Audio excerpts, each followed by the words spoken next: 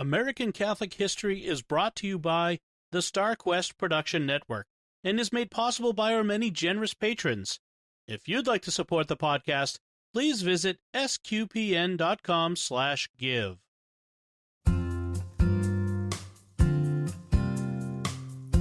Hello, and welcome to American Catholic History.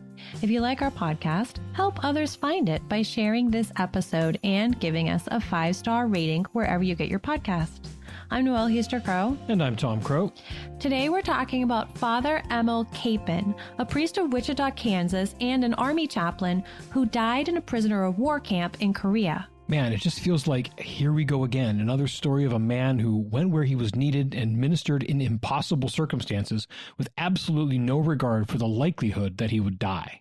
Yes, he's not the first priest we've talked about who fits that bill. No, among priests whom we've talked about, he joins Father Stanley Rother, the Oklahoma priest who was murdered in Guatemala, Father Vince Capodanno, the Maryknoll priest and Navy chaplain who was gunned down in Vietnam, Father Benjamin Petit, who joined the Potawatomi on their trail of death, St. Isaac Jogues, who couldn't stay away from the Huron missions, and Father Damien de Veuster, who gave himself to the leper colony of Hawaii, eventually dying of that horrid disease.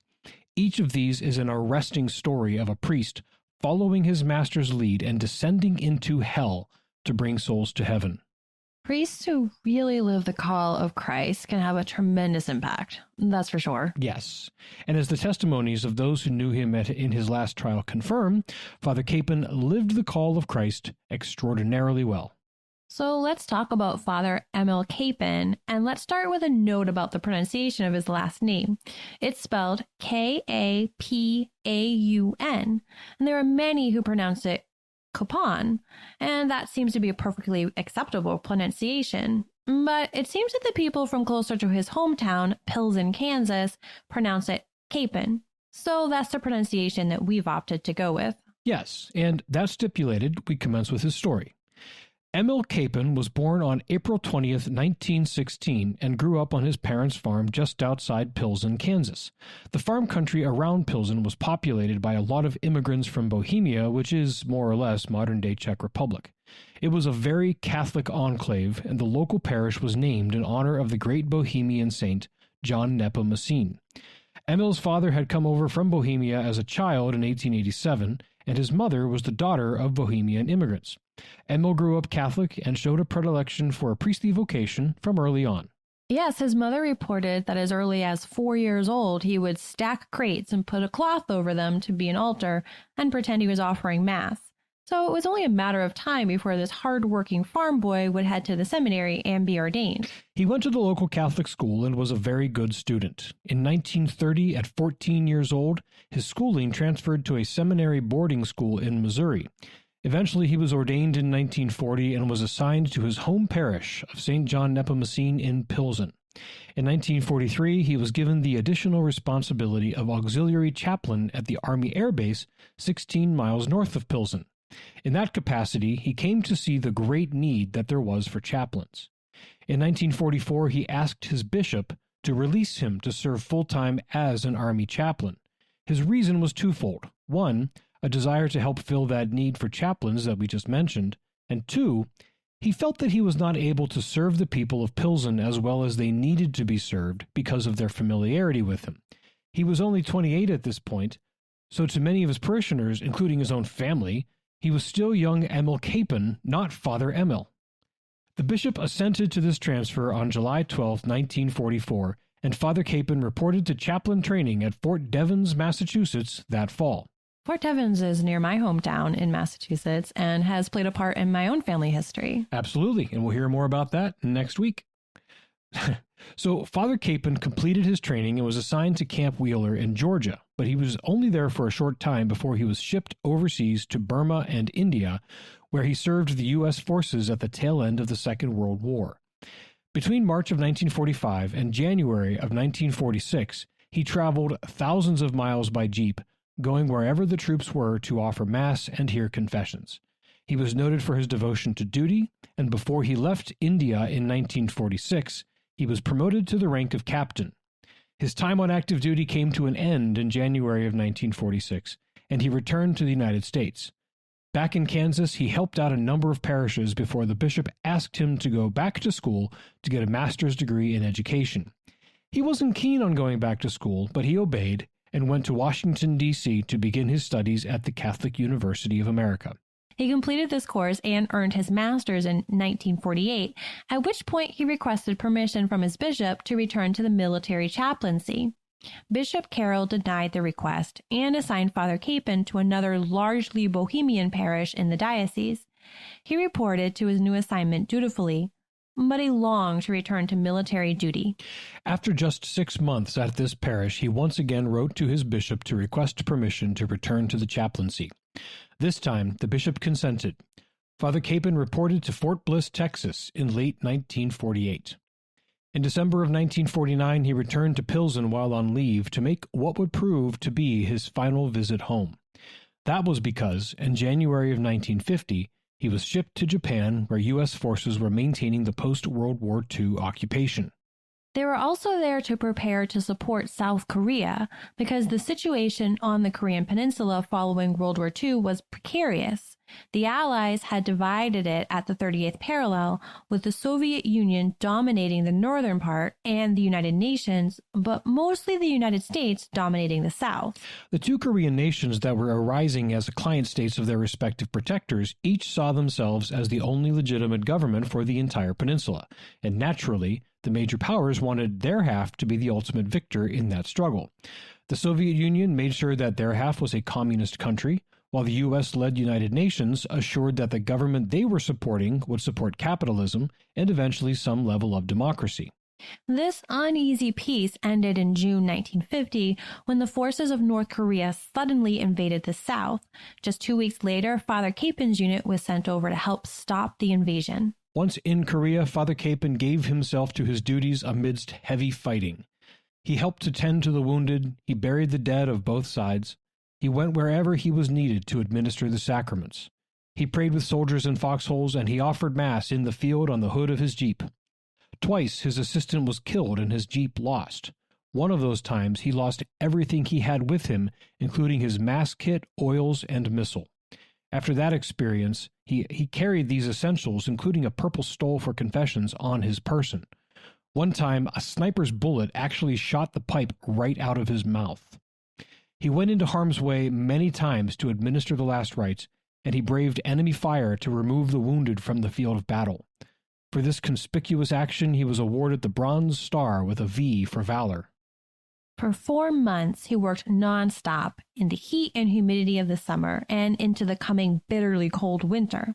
He wrote many personal letters to the families of fallen soldiers, offering words of comfort and assuring them that their son had died in the presence of a priest and with the benefit of last rites. His calm, strong, and tireless service was an inspiration and a calming influence on the men in that hell of a war. The South Koreans and their UN allies were getting the upper hand of the war as the winter approached, and many thought it would all be over by Christmas. But then the Chinese army inserted itself, not wanting the war to end with the American and UN forces right on their own doorstep. On November 1st, the Chinese army joined the North Korean force in a surprise attack on Father Kapaun's unit near the town of Unsan. The battle became a rout, and the following day, Father Kapaun was among the thousands of Americans taken prisoner of war. Father Kapaun actually had more than one opportunity to evacuate and avoid being captured, but he refused to leave the wounded and the dying without the benefit of sacraments. As the battle was ending and those taken prisoner were being rounded up to be taken north, the North Koreans came upon an American who had been playing dead very near where Father Kapaun was standing under guard. They discovered that he was still alive, but was very badly wounded in the leg. Well, the policy really was that any who were too wounded to make the walk would either be executed on the spot or be left behind to die. So a North Korean soldier leveled his rifle to shoot the soldier, Sergeant Herbert Miller, in the head. Father Kapaun, heedless of the peril to his own life, left the guards, ran over, and swatted the rifle out of the way before the soldier fired. He picked up Miller and helped him to hobble into line. The North Koreans, apparently so surprised by the chaplain's action, let them both live.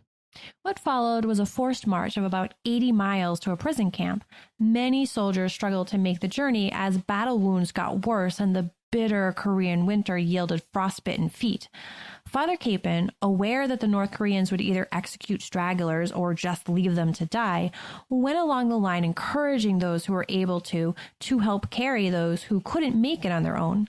Many soldiers, including Herbert Miller, survived only because of his encouragement and interventions. And once in the camp, the men were in horrible conditions. They lived in unheated huts with nighttime temperatures that reached 30 degrees below. They were not given blankets. They were fed little to no food, and the water supply was unreliable at best. Dysentery spread through the camp, as did lice. The guards were harsh and were extra harsh to Father Kapaun because he never let them break him. In addition to all sacramental considerations he could make happen, he would scrounge wood and use whatever he could find to light fires to melt snow to have good drinking water. He would tend to the wounds and wash the clothes of the sick. He picked lice off the men. He would risk his life to slip out of the camp whenever he could, to scrounge the countryside for corn, millet, and whatever other food he could find. The men said he would ask them to join him in praying to St. Dismas for the success of his late-night scrounging and thieving of food. Dismas, of course, is the traditional name given to the good thief whom Christ assured on the cross, "This day you will be with me in paradise." The men knew that their situation was desperate, and they knew that all they had to do to die was to stop willing themselves to live. Whether from the effects of lice, dysentery, the cold, or malnutrition, anyone who lost the will to live would be beyond help in just a few days. In fact, during that first winter, nearly half the men died.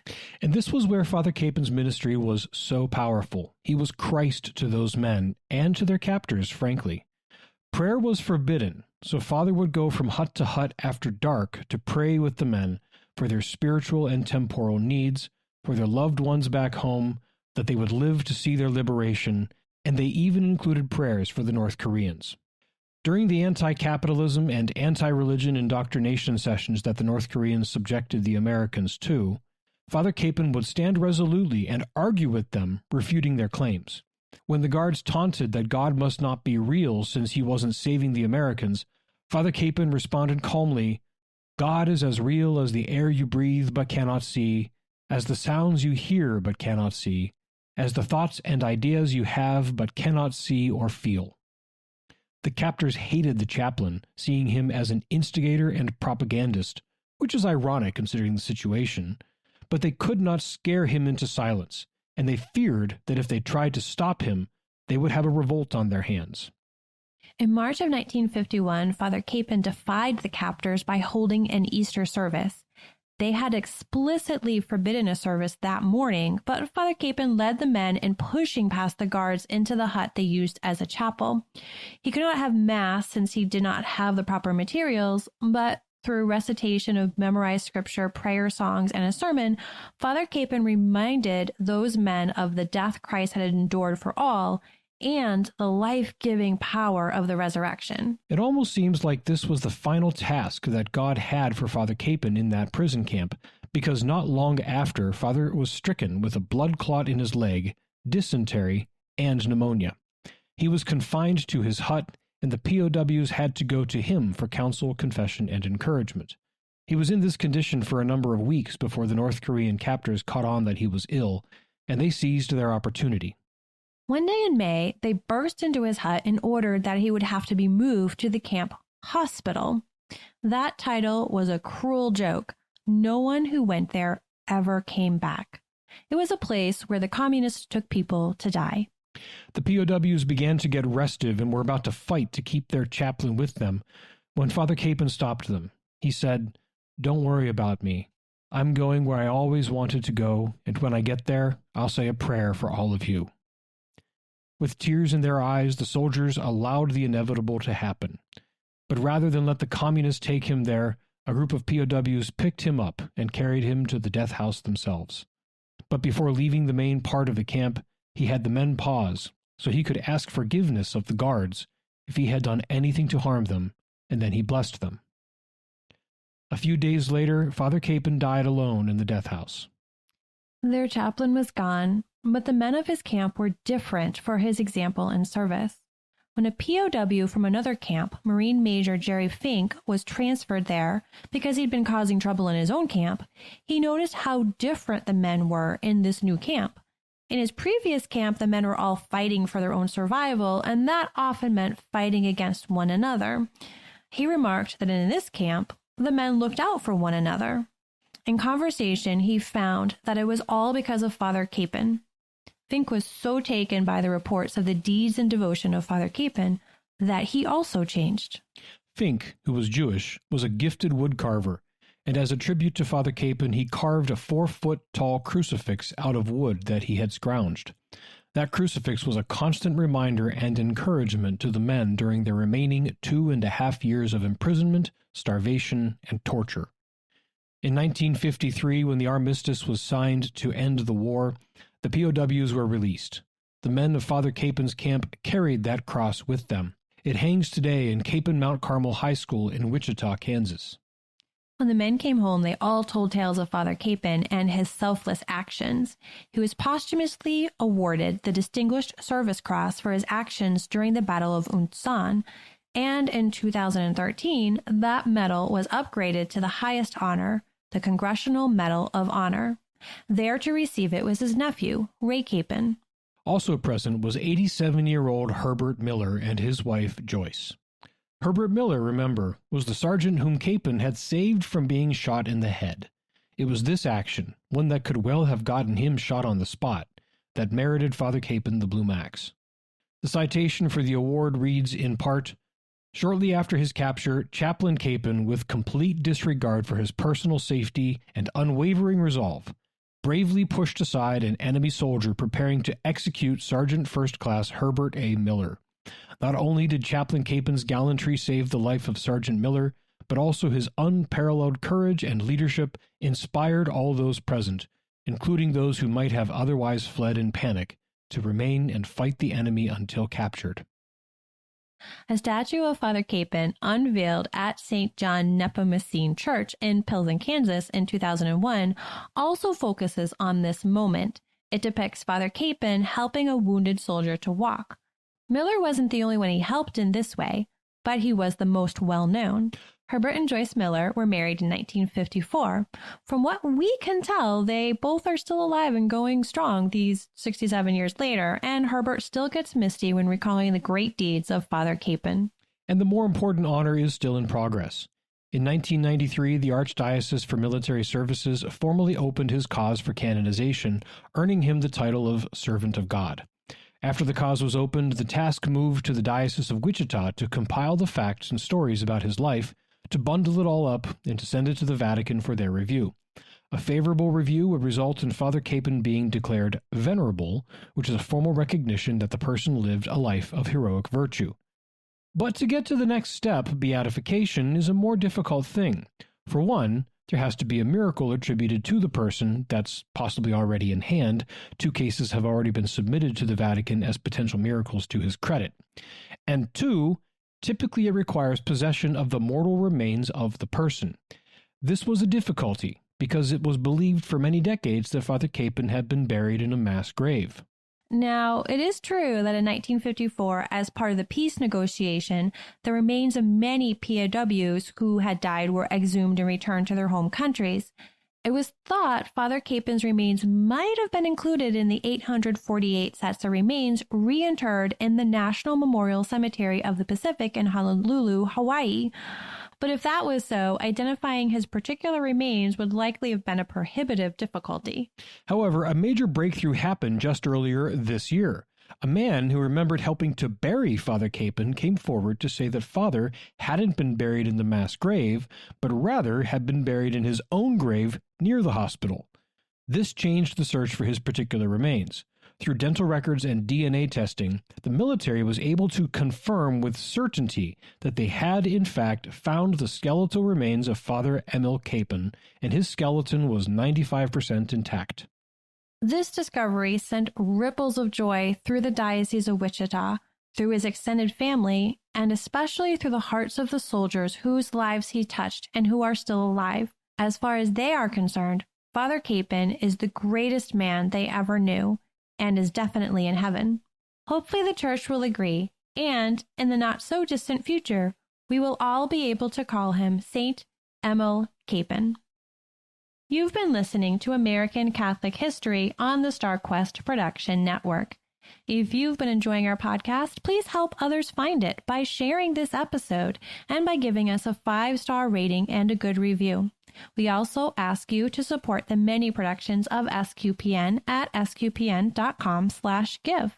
To learn more about Father Emil Kapaun, to find previous episodes, or to learn about our upcoming pilgrimages to important and unforgettable Catholic holy sites, please visit americancatholichistory.org. We also love feedback and hearing about great Catholic history sites and stories from all over. You can email us at history@sqpn.com or find us on Facebook at facebook.com/American Catholic History, on Instagram at ACH_podcast, or follow StarQuest on Twitter at SQPN. I'm Noëlle Crowe. And I'm Tom Crowe. Thank you once again for joining us on American Catholic History on StarQuest.